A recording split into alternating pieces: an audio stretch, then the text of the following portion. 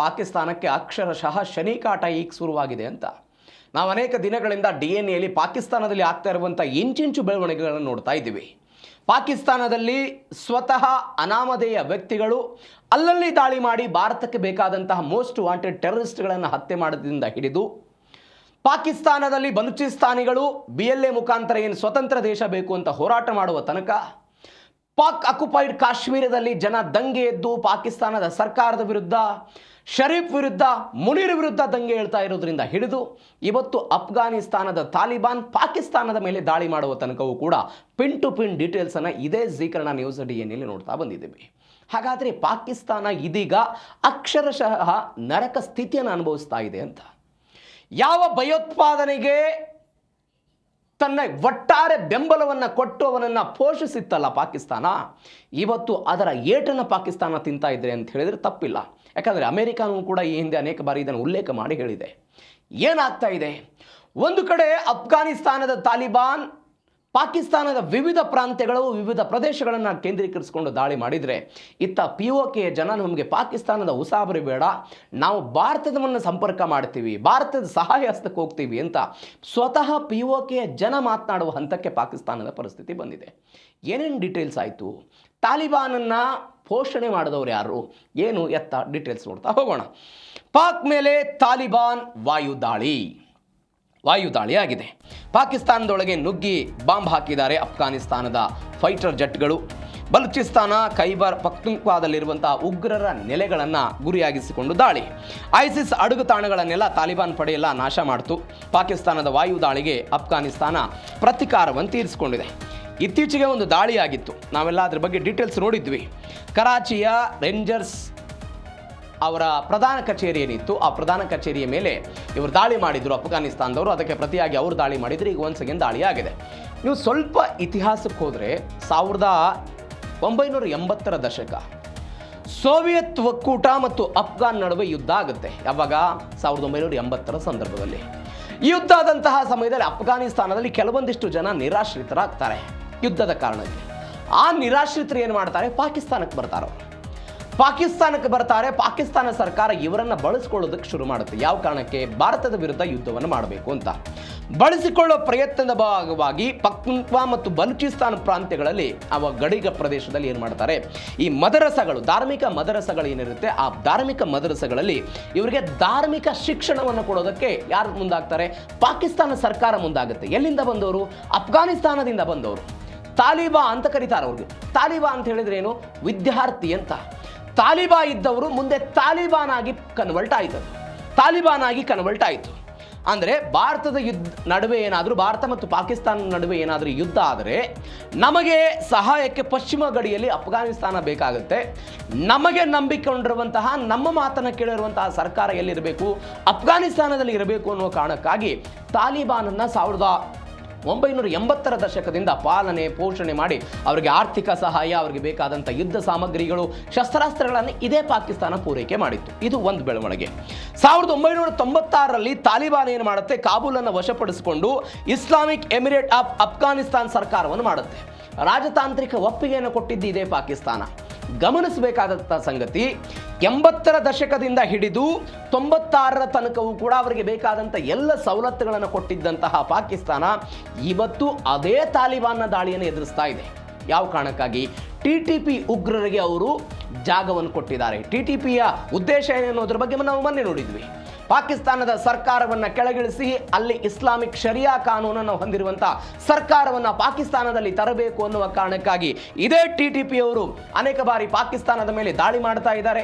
ಅದಾದ ನಂತರ ಅಫ್ಘಾನಿಸ್ತಾನದ ನಾಗರಿಕರ ಮೇಲೆ ಈ ರೇಂಜರ್ಸ್ಗಳು ಏನು ದಾಳಿ ಮಾಡ್ತಾ ಇದ್ರು, ಕರಾಚಿಯ ರೇಂಜರ್ಸ್ನವರು ಏನು ದಾಳಿ ಮಾಡ್ತಾ ಇದ್ರು, ಅವರ ಮೇಲೆ ನಾವು ದಾಳಿ ಮಾಡ್ತೀವಿ ಅನ್ನೋ ಕಾರಣಕ್ಕಾಗಿ ಅಫ್ಘಾನಿಸ್ತಾನದ ಅನೇಕ ಪಡೆಗಳು ಹೇಳ್ತಾ ಇದೆ. ಇದರ ಭಾಗವಾಗಿ ದಾಳಿ ಆಯಿತು. ಬಲೂಚಿಸ್ತಾನ ಪ್ರಾಂತ್ಯದ ಸರಾನನ್, ಅದಾದ ನಂತರ ISIS ಮತ್ತು ಖೈಬರ್ ಪಖ್ತೂನ್ಖ್ವಾ ಪ್ರಾಂತ್ಯದ ಪ್ರದೇಶದಲ್ಲೆಲ್ಲ ದಾಳಿ ಆಯಿತು. ಡ್ರೋನ್ನ ಮುಖಾಂತರ ಅಫ್ಘಾನಿಸ್ತಾನದವರು ದಾಳಿ ಮಾಡಿದರು. ಈ ಪಾಕ್ ದಾಳಿಗೆ ಅಂದರೆ ಅಫ್ಘಾನಿಸ್ತಾನದಲ್ಲಿ ಏನು ದಾಳಿ ಆಯಿತು, ಇದನ್ನು 28 ಜನ ಮೃತಪಟ್ಟಿದ್ದಾರೆ. ಇದೀಗ ಅಫ್ಘಾನಿಸ್ತಾನದವರು ಇಂಥದ್ದೊಂದು ದಾಳಿ ಮಾಡಿದ್ದಾರೆ. ಅಂದರೆ ಯಾವ ಪಡೆಯನ್ನು ಬಳಸಿಕೊಂಡು, ಯಾವ ಸರ್ಕಾರವನ್ನು ಬಳಸಿಕೊಂಡು ಭಾರತದ ವಿರುದ್ಧ ದಾಳಿ ಮಾಡೋದಕ್ಕೆ ಪಾಕಿಸ್ತಾನ ಪ್ರಯತ್ನ ಪಟ್ಟಿತ್ತಲ್ಲ, ಅವರಿಗೆ ಸಾಕಿ ಸಲುಹಿ, ಅವರಿಗೆ ಅನ್ನ ನೀರು, ಅವರಿಗೆ ಬೇಕಾದಂಥ ದುಡ್ಡಿನ ವ್ಯವಸ್ಥೆ ಮಾಡಿತ್ತಲ್ಲ, ಗಮನಿಸಬೇಕಾದಂತಹ ಸಂಗತಿ ಅದೇ ತಾಲಿಬಾನ್ ಇವತ್ತು ಪಾಕಿಸ್ತಾನದ ಮೇಲೆ ದಾಳಿ ಮಾಡ್ತಾ ಇದೆ. ಅದಕ್ಕೆ ಬೇರೆ ಬೇರೆ ಕಾರಣ ಇದೆ.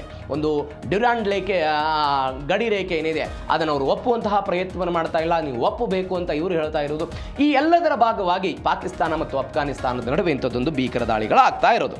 ಮತ್ತೊಂದು ಕಡೆ ಪಾಕ್ ನಡೆಗೆ ಭಾರತ, ರಷ್ಯಾ ಮತ್ತು ಜಾಗತಿಕವಾಗಿ ವಿವಿಧ ಸಂಘಟನೆಗಳು, ವಿವಿಧ ದೇಶಗಳು ಕೂಡ ಕಳವಳವನ್ನು ವ್ಯಕ್ತಪಡಿಸಿವೆ. ಏನೇನಾಯಿತು? ಅಫ್ಘಾನಿಸ್ತಾನದ ಮೇಲಿನ ಪಾಕ್ ದಾಳಿಯನ್ನು ಭಾರತ ತೀವ್ರವಾಗಿ ಖಂಡಿಸಿದೆ. ತನ್ನಲ್ಲಿರುವಂಥ ಆಂತರಿಕ ವೈಫಲ್ಯವನ್ನು ಮರೆಮಾಚುವುದಕ್ಕಾಗಿ ಪಾಕಿಸ್ತಾನ ಇಂಥದ್ದೊಂದು ಗಡಿಯಾಚೆಗಿನ ಹಿಂಸಾಚಾರವನ್ನು ಮಾಡ್ತಾ ಇದೆ ಅಂತ ಅವರೆಲ್ಲ ಹೇಳ್ತಾ ಇದ್ದಾರೆ. ಅಫ್ಘಾನ್ ಸಾರ್ವಭೌಮತ್ವದ ಮೇಲೆ ಪಾಕಿಸ್ತಾನದ ಆಕ್ರಮಣಕಾರಿ ಕೃತ್ಯಕ್ಕೆ ಭಾರತ ಟೀಕೆ ವ್ಯಕ್ತಪಡಿಸಿತು. ಯುದ್ಧವನ್ನು ನಿಲ್ಲಿಸಿ ರಾಜತಾಂತ್ರಿಕ ಮಾರ್ಗವನ್ನು ಅನುಸರಿಸಬೇಕು ಅಂತೆಲ್ಲ ರಷ್ಯಾ ಹೇಳ್ತು. ಕಾನೂನು ಬಾಹಿರ ಆಕ್ರಮಣ ಇದು, ಆಂತರಿಕ ವೈಫಲ್ಯವನ್ನು ಮುಚ್ಚುವಂತಹ ತಂತ್ರ. ಅಂದರೆ ಅವರಿಗೆ ಕುಡಿಯೋದಕ್ಕೆ ನೀರಿಲ್ಲ, ಆಹಾರ, ಒಂದು ಕಡೆ ಬಲೂಚಿಸ್ತಾನ ಆರ್ಮಿ, ಲಿಬರಲೈಸೇಷನ್ ಆರ್ಮಿ BLAದವರು ಹೋರಾಟ ಮಾಡ್ತಿರೋದು, POKಯಲ್ಲಿ ಆಗ್ತಾ ಇರುವಂತಹ ದಂಗೆ, ಆಂತರಿಕವಾಗಿ ಬೆಳವಣಿಗೆಗಳೇನಾಗ್ತಾ ಇದೆ ಅವುಗಳನ್ನು ತಡಿಬೇಕು ಅಂತ ಪಕ್ತಿಕಾ, ಕುನಾರ್ ಪ್ರಾಂತ್ಯಗಳಲ್ಲಿ 36 ಜನ ಸಾವು, 163 ಜನರಿಗೆಲ್ಲ ಗಾಯ ಆಗಿದೆ. ಇದನ್ನು ಭಾರತ ದೊಡ್ಡ ಮಟ್ಟದಲ್ಲಿ ಟೀಕೆ ಮಾಡಿದೆ. ಭಾರತ ಸಾಂತ್ವನ ಹೇಳಿತು. ಅದಾದ ನಂತರ ಆಂಟೋನಿಯೋ ಗುಟೆರಸ್ ವಿಶ್ವಸಂಸ್ಥೆಯಿಂದ ಹಿಂಸಾಚಾರವನ್ನು ನಿಲ್ಲಿಸಿ ರಾಜತಾಂತ್ರಿಕ ಮಾರ್ಗವನ್ನೆಲ್ಲ ಅನುಸರಿಸಿ ಅಂತ ಅವರು ಹೇಳಿದರು. ಅದಾದ ನಂತರ ಭದ್ರತಾ ಕಾಳಜಿ, ನಾಗರಿಕರ ಸಾವು ಮತ್ತೊಂದು ದೇಶದ ಸಾರ್ವಭೌಮತ್ವದ ಉಲ್ಲಂಘನೆ, ಇದನ್ನು ಸಮರ್ಥನೆ ಮಾಡಿಕೊಳ್ಳೋದಕ್ಕೆ ಸಾಧ್ಯ ಇಲ್ಲ ಅಂತ ಸ್ಟೀಫನ್ ಡುಜಾರಿಕ್ ಎಲ್ಲ ಹೇಳಿದ್ದಾರೆ. ಅಂದರೆ ನಮಗೆ ಭದ್ರತೆಯ ಕಾರಣಕ್ಕಾಗಿ ಏನೋ ಸಮಸ್ಯೆ ಆಗ್ತಾ ಇದೆ ಅಂತ ಮತ್ತೊಂದು ದೇಶದ ನಾಗರಿಕರ ಮೇಲೆ ಎಲ್ಲ ಸಾವು ಮಾಡೋದು, ದೇಶದ ಸಾರ್ವಭೌಮತ್ವವನ್ನು ಉಲ್ಲಂಘನೆ ಮಾಡೋದೆಲ್ಲ ತಪ್ಪು ಅಂತೆಲ್ಲ ಹೇಳಿದರು. ಮತ್ತೊಂದು ಕಡೆ ಯುರೋಪಿಯನ್ ಯೂನಿಯನ್ ಹೇಳಿತು, ಕದನ ವಿರಾಮ ಘೋಷಣೆ ಮಾಡಿಕೊಳ್ಳಿ, ನಿಮ್ಮ ಸಮಸ್ಯೆಗಳನ್ನು ಬಗೆಹರಿಸಿಕೊಳ್ಳಿ ಅಂತ. ರವದಾರಿ ಅಂತ ಒಂದು ಮಾನವ ಹಕ್ಕುಗಳ ಸಂಘಟನೆ ಇದು, ಅವರು ಹೇಳಿ ದೊಡ್ಡ ಮಟ್ಟದ ಆಕ್ಷೇಪವನ್ನು ಹೊರಹಾಕಿದ್ದಾರೆ. ಈ ಡಬಲ್ ಟ್ಯಾಪ್ ದಾಳಿ ಆಗಿದೆ. ಏನಿದು ಡಬಲ್ ಟ್ಯಾಪ್ ದಾಳಿ? ಈ ಅಫ್ಘಾನಿಸ್ತಾನದ ಮೇಲೆ ಪಾಕಿಸ್ತಾನದವರು ಒಂದು ಡಬಲ್ ಟ್ಯಾಪ್ ದಾಳಿ ಮಾಡಿದ್ದಾರೆ. ಏನು ಡಬಲ್ ಟ್ಯಾಪ್ ದಾಳಿ ಅಂತ ಹೇಳಿದರೆ ಇದಕ್ಕಾಗಿಯೇ ಅನೇಕ ಆಕ್ಷೇಪಣೆಗಳಿರೋದು. ಡಬಲ್ ಟ್ಯಾಪ್ ದಾಳಿ ಅಂತ ಹೇಳಿದರೆ ಒಂದು ಪ್ರದೇಶವನ್ನು ಕೇಂದ್ರೀಕರಿಸಿಕೊಂಡು ಪಾಕಿಸ್ತಾನ ದಾಳಿ ಮಾಡುತ್ತೆ. ಪಾಕಿಸ್ತಾನ ದಾಳಿ ಮಾಡಿದ ನಂತರ ಆ ದಾಳಿಯ ನಂತರ ಅದನ್ನು ಸರಿಪಡಿಸೋದಕ್ಕೆ ಕೆಲವೊಂದಿಷ್ಟು ಜನ ಸೈನಿಕರು ಬರ್ತಾರೆ, ಯಾರೋ ಗಾಯಾಳುಗಳಾಗಿರ್ತಾರೆ, ಅವರಿಗೆ ಟ್ರೀಟ್ಮೆಂಟ್ ಕೊಡಬೇಕು ಅಂತ ವೈದ್ಯಾಧಿಕಾರಿಗಳು ಬರ್ತಾರೆ. ನನ್ನ ಕುಟುಂಬದವರು ಯಾರೋ ಕಳ್ಕೊಂಡು ಬಿಟ್ಟಿದ್ದಾರೆ ಏನು ಎತ್ತ ಅಂತ ಅವರು ನೋಡೋದಕ್ಕೆ ಅವರ ಕುಟುಂಬಸ್ಥರೆಲ್ಲ ಬರ್ತಾರೆ. ಜನದಟ್ಟಣೆ ಹೆಚ್ಚಾಗುತ್ತೆ ಒಂದು ಪ್ರದೇಶದಲ್ಲಿ. ಹಾಗೆ ಜನದಟ್ಟಣೆ ಹೆಚ್ಚಾದಂತಹ ಸಮಯದಲ್ಲೂ ಕೂಡ ಒನ್ಸ್ ಅಗೇನ್ ದಾಳಿ ಮಾಡೋದಿದೆಯಲ್ಲ, ಅದಕ್ಕೆ ಡಬಲ್ ಟ್ಯಾಪ್ ದಾಳಿ ಅಂತಾರೆ. ಪಾಕಿಸ್ತಾನ ಅಫ್ಘಾನಿಸ್ತಾನದ ವಿಚಾರದಲ್ಲಿ ನಡೆಸಿದ್ದು ಕೂಡ ಇಂಥದ್ದೇ ದಾಳಿ. ಈ ದಾಳಿಯ ವಿರುದ್ಧವೂ ಕೂಡ ದೊಡ್ಡ ಮಟ್ಟದ ಆಕ್ರೋಶಗಳು ಕೇಳಿ ಬಂದಿದೆ. ಏನಾಗುತ್ತೆ ನೋಡೋಣ. ಅದು ಮತ್ತೊಂದು ಕಡೆ ನಾವು ಪಾಕಿಸ್ತಾನದ ಭಾಗ ಅಲ್ಲ, POKಯಲ್ಲಿ ದೊಡ್ಡ ಮಟ್ಟದ ದಂಗೆ. ಕಳೆದ ಒಂದು 23 ದಿನಗಳಿಂದ ಪಾಕ್ ಆಕ್ಯುಪೈಡ್ ಕಾಶ್ಮೀರದಲ್ಲಿ ದಂಗೆಗಳಾಗ್ತಾ ಇರೋದನ್ನು ನಾವು ನೋಡ್ತಾ ಇದ್ದೀವಿ. ಅಲ್ಲಿ ಒಂದು ಕಮಿಟಿ ಇದೆ, ಪೊಲಿಟಿಕಲ್ ಪಾರ್ಟಿ, ಅವರ ನೇತೃತ್ವದಲ್ಲಿ ದೊಡ್ಡ ಮಟ್ಟದಲ್ಲಿ ಬೆಳವಣಿಗೆಗಳಾಗ್ತಾ ಇತ್ತು. ನಾವು ಅನೇಕ ಬಾರಿ ಹೇಳಿದಾಗೆ POKಯಲ್ಲಿ ಕೇವಲ ಪೋಸ್ಟರ್ಗಳನ್ನು ಅಂಟಿಸ್ತಾ ಇದ್ದರು. POK ಭಾರತಕ್ಕೆ ಸೇರ್ಪಡೆ ಆಗಬೇಕು ಅಂತ ಪೋಸ್ಟರ್ಗಳನ್ನು ಅಂಟಿಸಿ ಮಹಿಳೆಯರೆಲ್ಲ ಹೋರಾಟಕ್ಕೆ ಬಂದಿದ್ದರು. ಪಾಕಿಸ್ತಾನ ಅದರ ವಿರುದ್ಧವೂ ಕೂಡ ಕಿಡಿಕಾರಿತ್ತು. ಇದಕ್ಕೆ ಯಾವಾಗ ಒನ್ಸ್ ಅಗೇನ್ ಪಾಕಿಸ್ತಾನದ ಅಧಿಕೃತ ಸೈನ್ಯ POK ಜನರ ಮೇಲೆ ಇಂಥದ್ದೊಂದು ದಾಳಿ ಮಾಡೋದಕ್ಕೆ ಮುಂದಾಯ್ತಲ್ಲ, ಜನ ಹೇಳ್ತಾ ಇದ್ದಾರೆ ನಾವು ಪಾಕಿಸ್ತಾನದ ಭಾಗ ಅಲ್ಲ ಅಂತ ಬಹಿರಂಗವಾಗಿ ಘೋಷಣೆ ಮಾಡಿದ್ರು. ಆಹಾರ ಮತ್ತು ಅಗತ್ಯ ವಸ್ತುಗಳ ಪೂರೈಕೆ ಸ್ಥಗಿತ ಮಾಡಿಬಿಟ್ಟಿದೆ ಇಸ್ಲಾಮಾಬಾದ್ ಸರ್ಕಾರ, ಬದುಕೋದಕ್ಕೆ ನಮಗೆ ಬೇರೆ ದಾರಿ ಇದೆ ಅಂತೆಲ್ಲ ಹೇಳಿದ್ದಾರೆ. ಜಾಯಿಂಟ್ ಅವಾಮಿ ಆಕ್ಷನ್ ಕಮಿಟಿಯ ನಾಯಕ ಸರ್ದಾರ್ ಅಮ್ಮನ್ ಖಾನ್ ಇವರು ಹೇಳ್ತಾರೆ, POK ಪಾಕಿಸ್ತಾನದ ಭಾಗ ಅಲ್ಲ, ನಮಗೆ ಪಾಕ್ ಅಗತ್ಯ ಇಲ್ಲ, ಬದಲಾಗಿ ಪಾಕಿಸ್ತಾನಕ್ಕೆ POK ಅಗತ್ಯ ಇದೆ, ನಾವು ಭಾರತದ ಸಹಕಾರವನ್ನು ಕೋರ್ತೀವಿ ಅಂತೆಲ್ಲ ಹೇಳ್ತಾ ಇದ್ದಾರೆ. 22 ದಿನಗಳಿಂದ ಆಗ್ತಾ ಇದೆ. ಸಬ್ಸಿಡಿ ತೆರವುಗೊಳಿಸಿದ್ದಕ್ಕೆ, 12 ಮೀಸಲು ಸ್ಥಾನಗಳನ್ನು ಕೊಟ್ಟಿದ್ದಕ್ಕೆ, ಬೇರೆ ಬೇರೆ ಕಾರಣಗಳು, ವಿದ್ಯುತ್ ದರ ಏರಿಕೆ ಆಗಿರೋ ಕಾರಣಕ್ಕಾಗಿ, ಇಲ್ಲಿ ಸಂಪನ್ಮೂಲಗಳನ್ನು ಅವರು ಬಳಸ್ಕೊಳ್ತಾರೆ ಅನ್ನುವ ಕಾರಣಕ್ಕಾಗಿ, ನಮ್ಮನ್ನು ಒಂದು ವಸಾಹತು ಶಾಹಿಯಲ್ಲೆಲ್ಲ ನಮ್ಮನ್ನು ನಡೆಸ್ಕೊಳ್ತಾರೆ. ಕೇವಲ ಪಾಕಿಸ್ತಾನದ ಅಧಿಕೃತ ಸಂವಿಧಾನದಲ್ಲೂ ಕೂಡ POKಗೆ ಯಾವುದೇ ಮಾನ್ಯತೆಯನ್ನು ಕೊಟ್ಟಿಲ್ಲ. ಇಲ್ಲಿಯ ಸಂಪನ್ಮೂಲಗಳನ್ನು ಬಳಕೆ ಮಾಡಿಕೊಂಡು ಸಿಂಧ್ ಮತ್ತು ಪಂಜಾಬ್ನ ಪ್ರಾಂತ್ಯಗಳಿಗೆ ಬಳಕೆ ಮಾಡಿಕೊಳ್ಳೋದು, ಇದರ ವಿರುದ್ಧ ಜನರ ಆಕ್ರೋಶ ಇದೆ. ಇಲ್ಲಿ ತನಕ ಒಂದು 80,000 ಜನ ಸ್ಥಳೀಯರೆಲ್ಲ ಪ್ರತಿಭಟನೆ ಮಾಡಿದ್ರು. ಈ ಬಾರಿಯ ಪ್ರತಿಭಟನೆಯ ವಿಶೇಷ ಅಂತ ಹೇಳಿದ್ರೆ ಒಂದು 10 ರಿಂದ 12 ವರ್ಷದ ಮಕ್ಕಳು ಕೂಡ ದೊಡ್ಡ ಮಟ್ಟದಲ್ಲಿ ಪ್ರತಿಭಟನೆ ಆಗಿದ್ದಾರೆ ಅಂತ ಅಲ್ಲಿಂದ ವರದಿಗಳು ಬರ್ತಾ ಇದೆ. ಅಸಿಂ ಮುನೀರ್ ವಿರುದ್ಧ ಕೆಲವೊಂದಿಷ್ಟು ಕಾರ್ಡ್ಗಳನ್ನೆಲ್ಲ ಪ್ರದರ್ಶನ ಮಾಡಿ ಅವರು ದಬ್ಬಾಳಿಕೆ ವಿರುದ್ಧ ಅವರು ಹೇಳ್ತಾ ಇದ್ದಾರೆ. ಅಂದರೆ ಅವರು ಹೇಳ್ತಾ ಇರೋದು, ಹರಿ ಸಿಂಗ್ ಎಲ್ಲ ಒಪ್ಪಂದಕ್ಕೆ ಸಹಿ ಹಾಕಿದ್ರು. ಜಮ್ಮು ಕಾಶ್ಮೀರ ಭಾರತಕ್ಕೆ ವಿಲೀನ ಆಗಿತ್ತು. ಆದರೆ ಕಬಾಲಿ ಅಂದರೆ ಈ ಬಂಡುಕೋರರ ಮುಖಾಂತರ ದಾಳಿಯನ್ನು ಮಾಡುವುದರ ಮುಖಾಂತರ ನೀವು ಇದನ್ನು ವಶಪಡಿಸಿಕೊಂಡ್ರಿ, ನಾವು ನಿಮಗೆ ಸಂಬಂಧವೇ ಇಲ್ಲ, ನಾವು ಭಾರತಕ್ಕೆ ಸಂಬಂಧಪಟ್ಟವರು ಅನ್ನೋ ರೀತಿಯಲ್ಲಿ ಅವರೆಲ್ಲ ಹೇಳ್ತಾ ಇದ್ದಾರೆ. ಅಂದರೆ ಇಸ್ಲಾಮಾಬಾದ್ ಸರ್ಕಾರ ಮತ್ತು ಅಲ್ಲಿ ಸೈನ್ಯದ ವಿರುದ್ಧ ಇದು ಎಷ್ಟರ ಮಟ್ಟಿಗೆ ಪುಷ್ಟಿ ಅಂತ ಹೇಳಿದರೆ, ನಾವು 94ರಲ್ಲಿ ರಾಜ್ಯಸಭೆ ಮತ್ತು ಲೋಕಸಭೆಯಲ್ಲಿ ಇದನ್ನೆಲ್ಲ ಪಾಸ್ ಮಾಡ್ಕೊಂಡಿದ್ವಲ್ಲ, POK ನಮ್ಮದೇ ಭಾಗ, ನಾವು ಒಂದಿನ ಪಡ್ತಿರ್ತೀವಿ ಅಂತ ಅಲ್ಲಿಯ ಜನವೇ ಇದನ್ನು ಹೇಳ್ತಾ ಇರೋದಾಗ ಒಂದು ಸಹಜವಾಗಿ ಭಾರತಕ್ಕೆ ಒಂದು ಪಾಸಿಟಿವ್ ಶಕ್ತಿ ಅಂತ ಹೇಳ್ಬೋದು. ಏನಾಗುತ್ತೆ ನೋಡೋಣ ಆ ವಿಚಾರದಲ್ಲಿ.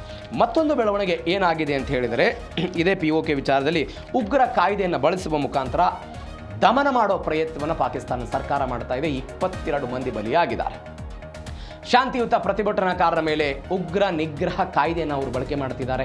ಇದೇ ಉಗ್ರ ನಿಗ್ರಹ ಕಾಯ್ದೆ ಮುಖಾಂತರ ಯಾವ ಪೊಲಿಟಿಕಲ್ ಪಾರ್ಟಿಯ ಮುಖಾಂತರ ಜನ ಎಲ್ಲ ಹೋರಾಟ ಮಾಡ್ತಾ ಇದ್ರು ಅವರ ವಿರುದ್ಧ ಎಲ್ಲ ಕ್ರಮ ತೆಗೆದುಕೊಳ್ಳೋ ಪ್ರಯತ್ನ. 22 ಜನ ಬಲಿಯಾದರೂ. ಇಂಟರ್ನೆಟ್ ಸಂಪೂರ್ಣ ಬಂದಾಗಿದೆ, ಮೊದಲ ದಿನದಿಂದ ಆಗಿದೆ. ಅವಾಮಿ ಆಕ್ಷನ್ ಕಮಿಟಿಯನ್ನು ಆವಾಗಲೇ ಅವರು ನಿಷೇಧ ಮಾಡಿದರು. ಇದು ಅದೇ ಉಗ್ರ ಕಾಯ್ದೆಯನ್ನು ಬಳಸುವ ಮುಖಾಂತರ. ಅದಾದ ನಂತರ ಜಗತ್ತಿನಾದ್ಯಂತ ಪಾಕಿಸ್ತಾನ ರಾಯಭಾರ ಕಚೇರಿಗಳ ಎದುರುಗಡೆ ಎಲ್ಲ ಪ್ರತಿಭಟನೆ ಆಗಿದೆ. ಸಹಜವಾಗಿ ದೊಡ್ಡ ಮಟ್ಟದ ಆಕ್ರೋಶ ಇದರ ವಿರುದ್ಧ. ಯಾವುದೇ ಕಾರಣಕ್ಕೂ ಇಂಥದ್ದೊಂದು ಬೆಳವಣಿಗೆಗಳಾಗಬಾರ್ದು ಅಂತ. ಯಾಕಂದರೆ ಅವಾಮಿ ಆಕ್ಷನ್ ಕಮಿಟಿಯನ್ನು ಕೂಡ ಈ ಹಿಂದೆ ಬೇರೊಬ್ಬರು ಪೊಲಿಟಿಕಲ್ ಲೀಡರ್ ಇದ್ದಾಗ ನೀವು ನೋಡಿ, ಪಾಕಿಸ್ತಾನದ ಒಂದು ಅಧಿಕೃತ ನಿಯಮ ಏನಿತ್ತು, POK ಎನ್ನುವುದು ಪಾಕಿಸ್ತಾನಕ್ಕೆ ಸೇರ್ಪಡೆ ಆಗಬೇಕು ಅಂತ ಅವರು ಬರೆದು ಕೊಡಬೇಕಾಗಿತ್ತು. ಸರ್ಕಾರಿ ನೌಕರಿಗೆ ಸೇರುವಾಗ, ನಾನೇನಾದರೂ ಪೊಲಿಟಿಕಲ್ ಪಾರ್ಟಿಯನ್ನು ಕಟ್ತೀನಿ, ಚುನಾವಣೆಗೆ ಸ್ಪರ್ಧೆ ಮಾಡ್ತೀನಿ ಅಂತ ಹೇಳುವಾಗ ಯಾರು ಬರೆದು ಕೊಡಬೇಕಾಗಿತ್ತು?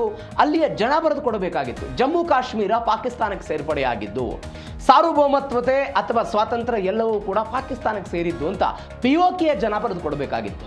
ಈ ಪರಿಸ್ಥಿತಿ ವಿರುದ್ಧ ಜನ ನಡೆದುಕೊಂಡಿದ್ರೆ ಅವರಿಗೆ ನೌಕರಿ ಸಿಗ್ತಿರಲಿಲ್ಲ, ಪೊಲಿಟಿಕಲ್ ಪಾರ್ಟಿ ಸ್ಥಾಪನೆಗೆ ಅವಕಾಶ ಸಿಗ್ತಿರಲಿಲ್ಲ, ಚುನಾವಣೆಯಲ್ಲಿ ಮಾನ್ಯತೆಯೂ ಕೂಡ ಆಗ್ತಾ ಇರಲಿಲ್ಲ. ಈ ರೀತಿಯಾಗಿ ಕ್ರೂರ ರೀತಿಯಲ್ಲಿ ಪಾಕಿಸ್ತಾನ ನಡ್ಕೊಳ್ತಾ ಇತ್ತು. ಎಲ್ಲ ಕಠಿಣ ನಿಯಮಗಳ ನಡುವೆಯೂ ಕೂಡ ಇವತ್ತಿನ POKಯ ಜನ ಏನು ಹೇಳ್ತಿದ್ದಾರೆ, ಪಾಕಿಸ್ತಾನ ನಮಗೆ ಅನಿವಾರ್ಯ ಅಲ್ಲ, POK ಪಾಕಿಸ್ತಾನಕ್ಕೆ ಅನಿವಾರ್ಯ ಅಂತ ಅಲ್ಲಿಯ ಜನ ಹೇಳೋದ್ರ ಭಾಗವಾಗಿ ಅವರು ಹೇಳ್ತಾ ಇದ್ದಾರೆ, ನಮಗೆ ಸಮಯ ಬಂದರೆ, ನಮಗೆ ಅವಶ್ಯಕವಾಗಿ ಬಂದರೆ ನಾವು ಭಾರತದ ಸಹಾಯವನ್ನು ಪಡೆದುಕೊಳ್ತೀವಿ ಅಂತ ಅಲ್ಲಿಯ ಜನ ಹೇಳ್ತಾ ಇದ್ದಾರೆ ಅಂತ ಹೇಳಿದರೆ, ಜಸ್ಟ್ ಇಮ್ಯಾಜಿನ್ POKಯಲ್ಲಿ ಪಾಕಿಸ್ತಾನದ ಕ್ರೂರತ್ವ ಹೆಂಗಿದೆ ಅಂತ. ಇದು ಒಂದು ಬೆಳವಣಿಗೆ.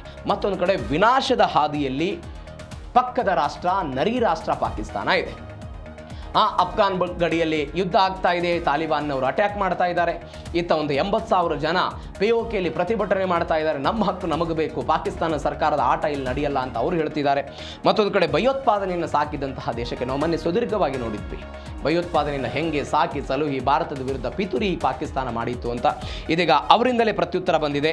ಸ್ವಂತ ಜನರಿಗೆ ಅನ್ನವನ್ನು ಕೊಡಲಾಗದೆ ಇಸ್ಲಾಮಾಬಾದ್ ದಯನೀಯ ಸ್ಥಿತಿಗೆ ತಲುಪಿರುವುದು, ಸಾಲದ ಪ್ರಮಾಣ ಜಾಸ್ತಿ ಆಗಿರೋದು, ಭಾರತ ಸಿಂಧು ನದಿಯನ್ನು ಅಮಾನತೀಕರಣಗೊಳಿಸಿದೆ, ಜಲ ಏಟು ಬಿದ್ದಿದೆ, ಗಡಿ ಸಂಘರ್ಷದಿಂದ ಅಕ್ಷರಶಃ ಪಾಕಿಸ್ತಾನ ದೊಡ್ಡ ಮಟ್ಟದ ಹಿನ್ನಡೆ ಅನುಭವಿಸ್ತಾ ಇದೆ.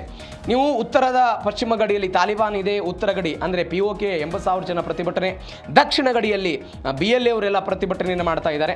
ಅಂದರೆ ನಾವು ಅನೇಕ ಬಾರಿ ಹೇಳಿದ್ದೀವಿ, 1971ರಲ್ಲಿ ಇದೇ ಪೂರ್ವ ಪಾಕಿಸ್ತಾನ ಅಂದರೆ ಇವತ್ತಿನ ಬಾಂಗ್ಲಾದ ಮೇಲೆ ಹಕ್ಕುಗಳನ್ನು ಹೇರುವ ಮುಖಾಂತರ, ಉರ್ದು ಹೇರುವ ಮುಖಾಂತರ, ಆ ಸಂಪನ್ಮೂಲಗಳನ್ನು ದೋಚುವ ಮುಖಾಂತರ ಒಂದು ಪ್ರತ್ಯೇಕ ಬಾಂಗ್ಲಾದೇಶ ಹುಟ್ಟಿಗೆ ಕಾರಣವಾಗಿದ್ದು ಪಾಕಿಸ್ತಾನದ ಬುಟ್ಟೋ ಸರ್ಕಾರ ಎಲ್ಲ ಆಗಿತ್ತನ್ನು ನಾವು ಅನೇಕ ಬಾರಿ ನೋಡಿದ್ವಿ.